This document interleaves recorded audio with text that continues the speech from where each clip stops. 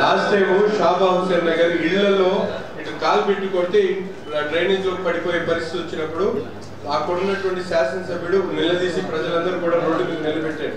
అయినా అప్పటి నుంచి కూడా ఇప్పటి వరకు దాని మీద ఎక్కడ ఎక్సైజ్ జరగలేదు. అది చాలా వెరీ వెరీ ఇంపార్టెంట్. ఎందుకంటే ఎస్టీపీకి వెళ్ళే డైరెక్ట్ లైన్ అది. గాయత్రి హోటల్ దగ్గర నుంచి సుద్దపల్లి టెంపుల్ లాస్ట్ లో ఉన్నటువంటి ఎస్టీపీకి వెళ్ళేటువంటి లైన్.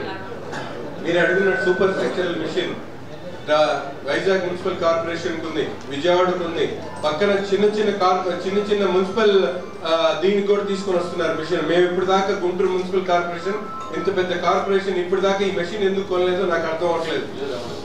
మన దగ్గర లేదు, కోయంబత్తూరు నుంచి తెప్పించారంటే అద్దెకి. ఆ మెషిన్ జీవీఎంసీ ఎప్పుడో 15 సంవత్సరాల ముందు కొన్నారు. ఇప్పటి వరకు గుంటూరు కార్పొరేషన్ అటువంటి మెషిన్ ఒకటి తెచ్చుకోలేదు. ఇంత పెద్ద కార్పొరేషన్, దాదాపు చుట్టుపక్కల 14 లక్షలు 15 లక్షల మంది జనాభా, ఇంత పెద్ద ఏరియా ఉంది. అటువంటి మెషిన్ ఒకటి ఎందుకు ప్రొక్యూర్ చేయలేకపోతున్నారో ఇప్పుడు కూడా అర్థం అవ్వట్లేదు. ఒక మెషిన్ అది రావాలంటే 3 నెలల ముందు చెప్పాలి వాళ్ళకి. వాటర్ మొన్న మీరు ఇచ్చారు షిల్ట్ తీయడానికి, ఇప్పుడు ఎవరు చెక్ చేశారు? ఇప్పుడు దాకా నాకు తెలిసి షిల్ట్ టెండర్స్ పిలిచారు, ఒక్క చోట కూడా పూర్తి స్థాయిలో షిల్ట్ పూర్తిగా చేయలేదు.